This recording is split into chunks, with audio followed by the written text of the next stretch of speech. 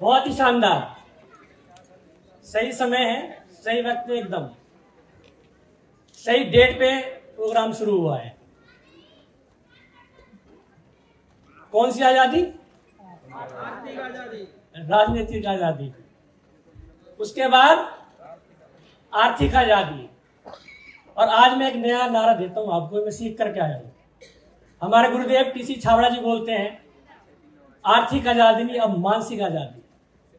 दुनिया में आर्थिक रूप से आजाद तो बहुत है, लेकिन मानसिक रूप से आजाद थोड़े कम है। तो वो हमें अभियान बनाना है। चाहते हैं मानसिक आजादी? मानसिक आजादी से क्या होता है? हमेशा आदमी खुश रहता है ना। ये सर नो, मेरा नाम हेमंत शर्मा है और इस सिस्टम में लगभग मैं 17 साल से हूं। साल 2 साल तो सीखने में निकाल देते हैं, बहाने बनाने में निकालते हैं। तो मैंने भी निकाले, आपने भी निकाले होंगे, सब निकालते हैं। 2005 में बताया और 2006 में ज्वाइन हुआ और 2007 में मैंने काम स्टार्ट किया। लेकिन जब किया तो दमदार तरीके से किया। 17 महीने तो मैं अपने प्लान को वैसे बोलता रहा कि देखेंगे जी, टाइम नहीं है, ये है वो है। उसका कारण ये था कि गारमेंट से मेरा काम था होलसेल का, 10 से 12 काम मैं पहले कर चुका था और गारमेंट से काम से 1 से 1.5 लाख रुपए महीने कमा रहा था। कम था क्या? ठीक ठाक था। 17 महीने के बाद एक प्रोग्राम देखा गुड़गांव के अंदर, वहां जाकर के मेरे को लगा ये बिजनेस करना चाहिए। एक सेमिनार में 2 बातें मेरी क्लियर हुई, उन चीजों को लेकर के मैं आज तक यहां पर टिका हुआ हूं। पहली चीज तो यह हुई, जिस गारमेंट से काम में मैंने सिर्फ 10-12 लोगों को रोजगार दे रखा है, इस सिस्टम के माध्यम से मैं हजारों और लाखों लोगों को रोजगार दे सकता हूं। ये मेरी पहली सोच रही। और दूसरी सोच ये रही, काम करते करते करते अगर दुनिया से चले गए, क्योंकि जाना तो सबको है ना, सबको जाना है। लेकिन इस सिस्टम में बताया गया, यहां से जाने के बाद ये आईडी बच्चे के नाम ट्रांसफर हो जाती है। जब बच्चों के नाम ट्रांसफर हो जाते हैं, ऑलरेडी सभी लोग बच्चों के लिए काम करते हैं। मैंने देखा मेरा बेटा उस समय एक 5 साल का और एक 8 साल का, और मैं था 37 साल का। और मैंने देखा कि औसत आयु लगभग 60-70 साल है ना। मेरे जीवन के 37 साल तो गए, अगर आज से मैं 5 साल लगा दिए जाए तो 42 साल का हो जाऊंगा। बाकी 28 साल जिंदगी मौज के काटने तो कैसा रहेगा? राइट है।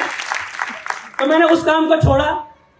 एक प्रोग्राम आते मैंने अपने उस काम को बिल्कुल आते छोड़ दिया। मैंने बंदी कर दिया कि अब मुझे गार्ड से काम करना ही नहीं।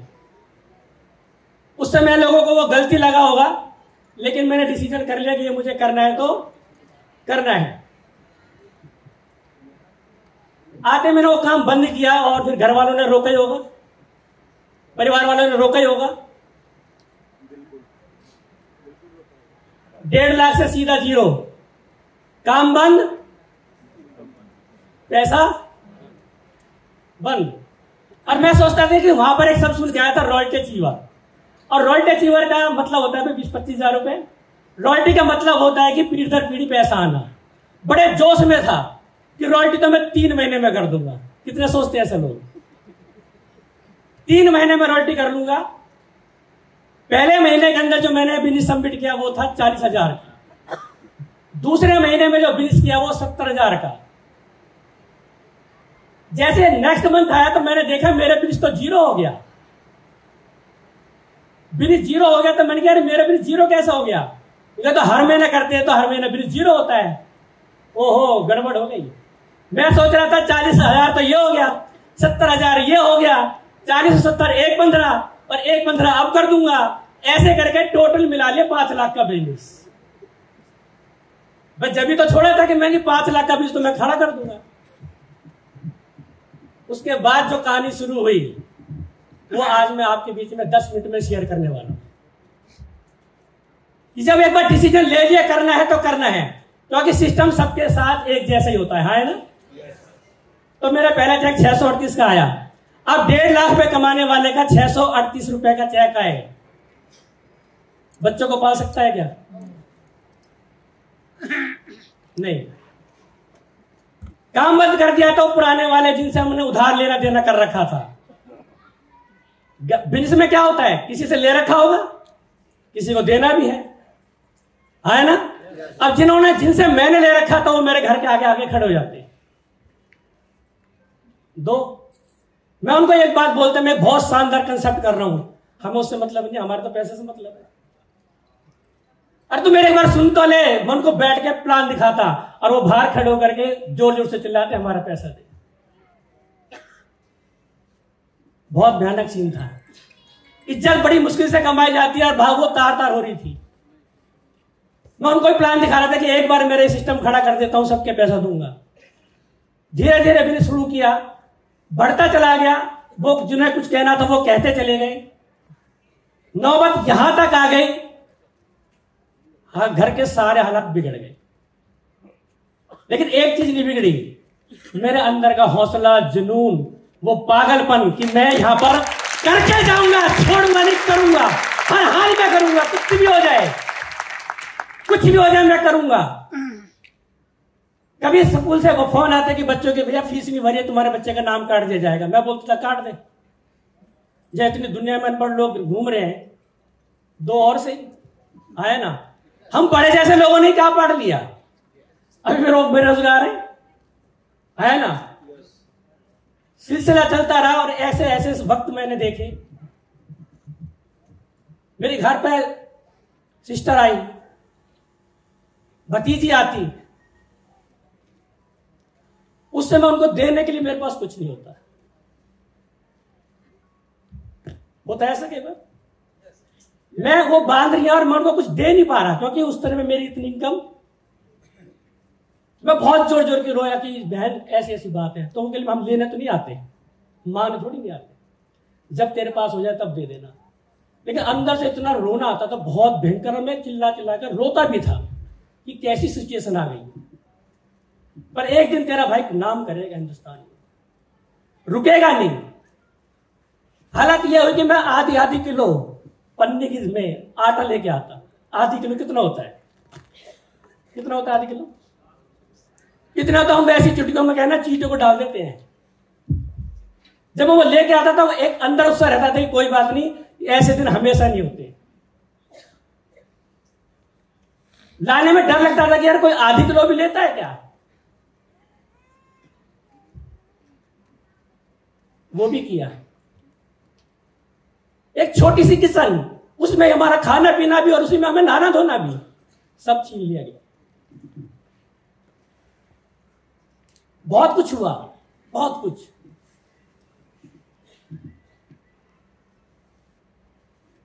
जब प्लान दिखाने जाते थे हम बाइक में, किसी की बाइक में प्लान दिखाने जाते तो कई बार तो तेल नहीं होता। लोगों को रिटेल करके 50 रुपए का तेल डलवा करके किक मारता और सीधा बिल्कुल जैसा आज हूं ना, काम तो मैंने हमेशा ही ऐसा किया है। चेहरे पर रौनक रखी और ड्रेस कोड में रहा, जेब खाली हौसले बुलंद। हौसले बुलंद रखे, जेब खाली होती थी। करना है, बस सिर्फ एक ये जिद थी कि मुझे करना है। ऐसे बहुत बार देखे, बहुत सर्दियां, बहुत गर्मियां, रात के 1-1, 2-2 बजे तक फील्ड में घूमना। लोग डर जाते हैं, हमारे बस की नहीं है 1-1, 2-2 बजे तक ठंड में घूमना, बारिश में, ठंड की, दिसंबर की बरसात में भीगना। लोग डर जाते मेरे को देख के, यार तू कर सकता है, हम नहीं कर सकते इतनी मेहनत। मैंने कौन सी जिंदगी भर करनी है, 5 साल ही तो करनी है। 5 साल जैसे तैसे करके एक बार नेटवर्क खड़ा कर दिया, उसके बाद तो बल्ले बल्ले है। कुछ लोगों ने ये काम किया और अभी बहुत सारे लोग होंगे जो बताते नहीं है, लेकिन कहीं ना कहीं सबके घरों में चैलेंज है। जितने भी सक्सेसफुल लोग हैं, हाँ या ना? बिना चैलेंज के सक्सेस आ ही नहीं सकती। चैलेंज तो फेस करने पड़ेंगे। जब इन चैलेंजों को मैं फेस कर रहा था, 2011 आया, सबको पता है। हालत और भी ज्यादा, एक पैर यहां एक वहां, इधर बच्चे को क्या खिलाएं, क्योंकि अब किसी से ये भी नहीं कह सकते कि हमें कुछ। बोलते थे क्या थे, हमने बोला था ना तेरी कंपनी, है ना। तो इस तरीके के उनका सवाल हो जाते हैं। मैंने कोई बात नहीं, बहुत सारे मेरी टीम के कॉल आते, क्या होगा? अरे मैंने कि तुम देखना, वो नेटवर्क मार्केटिंग की बुक जो है वो हमारी सरकार ने नहीं पढ़ी, वो हमने पढ़ी है। जमाना 21 सदी का नेटवर्क मार्केटिंग बिजनेस है। आज से हम चलेगा नहीं, उड़ेगा, उड़ेगा। अरे खाने को तो कुछ है नहीं। अरे मैंने कि खाना पीना तो जिंदगी भर वैसे भी लोग खाते पीते तो हैं। जानवरों की जिंदगी जीना भी कोई जीना नहीं है, आया ना। अरे मानव जीवन मिला है तो इसको मानव की तरह जीना चाहिए ना, खुला। कुछ लोगों का फिर मैंने बोला भाई कराओ केवाईसी ओके, कुछ लोगों ने हिम्मत हारी, सर अब नहीं हो सकता। मैंने उसे एक ही बात बोली, पहले किसने किया था? हमने, तो अब कौन करेगा? हम, उसमें से सुनील शर्मा जी, जगदीश कबीरा जी, रंजीत जी, नरेश जी, फिर से बेड़ा उठाया और फिर से बिजनेस करोड़ों का पहुंचा दिया, है ना। ये सारी चीजें मैंने देख करके फिर मैंने बिजनेस स्टार्ट किया। अब लगभग सारे लोगों के पास एक अच्छी लग्जरी स्टाइल है। मैंने सबसे पहले एक बाइक ली इस बिजनेस को दौड़ाने के लिए। बाइक पे बैठते ही एक ड्रीम लिया कि मुझे कार लेनी है। लोग हंसते थे। बाइक के स्टिकर लगाया मैंने आरसीएम का लोगो, घर वालों ने उपाड़ दिया, मैंने दोबारा लगा दिया। ठीक 1 साल के बाद मैंने ली वैगनआर। प्लान था मेरा डिजायर का, लेकिन पता लगा कि भाई वहां पर आरसीएम टाई अप करने वाला है मारुति से। मैं रुक गया। तो आरसीएम की पहली जो मैंने गाड़ी ली वैगनआर, जिस पे लिखा हुआ था आर्थिक आजादी का अभियान, वो ली मैंने गाड़ी। उसके बाद फिर मैंने ब्रेजा गाड़ी ली। ब्रेजा गाड़ी के बाद फिर एक ड्रीम देखा। अब मैंने टाटा हैरियर लिए 26 लाख की गाड़ी। नेक्स्ट टारगेट भी है डिफेंडर का, जो है 2 करोड़ 30 लाख की गाड़ी। ये मैं लेता बता सपने क्यों लेता हूं मैं? क्योंकि जब सपने लेता हूं तो मुझे पता है कि अगर ये गाड़ी चाहिए तो नीचे बहुत सारे लोगों के पास गाड़ी जानी चाहिए, हाँ है ना। Yes sir no. मिशन है कि इस बिजनेस के अंदर जब तक 1 करोड़ रुपए महीना नहीं आ जाएगा मैं चैन से नहीं बैठूंगा। और 1 करोड़ रुपए महीने का विजन मेरा ये है, इसलिए कि मैं बहुत सारे लोगों को आज भी जगाने में लगा हुआ हूं। मेरे पास 1 करोड़ तब आता है जब टीम में करोड़ रुपए बटेगा। और मैं चाहता हूं लोगों के घरों में लाखों रुपए महीना आना चाहिए, हाँ है ना। जब लाख रुपए महीने घर में आएगा वो ये मानसिक आजादी मिलेगी नहीं मिलेगी? Yes sir no. तो ये सिलसिला मेरे इस तरीके से चलता रहा और आज सब कुछ मेरे पास है। जब छोटा सा घर था 2 BHK का मैंने फ्लैट लिया। नेक्स्ट फ्लैट भी मैं लेने वाला हूं लगभग 1.25 करोड़ का। और ये सब आपकी कृपा है। मुझे समय मिला था 10 मिनट का, मेरे हिसाब से शायद हो गए होंगे 10 मिनट, नहीं भी हुए तो कोई बड़ी बात नहीं है। बहुत सारे सेमिनार मिलते हैं, मौका मिलता है। ये स्टेज जो है वास्तव में स्टोरी बनाने का है, कहानी बनाने का बिजनेस है। आप पैसा कमाने के लिए आए तो सर पैसा आपके पीछे पीछे कब आएगा? जब यहां पर कुछ चीजों को बदल लोगे, अपनी आदत, आचरण, चरित्र, मुस्कुराहट, ये सारी चीजें बदल देते हो तो पैसा पीछे पीछे आना शुरू होता है। बदल सकते हैं क्या? बदल सकते हैं? तो इन आदतों को बदलो, पैसा पीछे पीछे आ जाएगा। बहुत बहुत धन्यवाद। Thank you very much.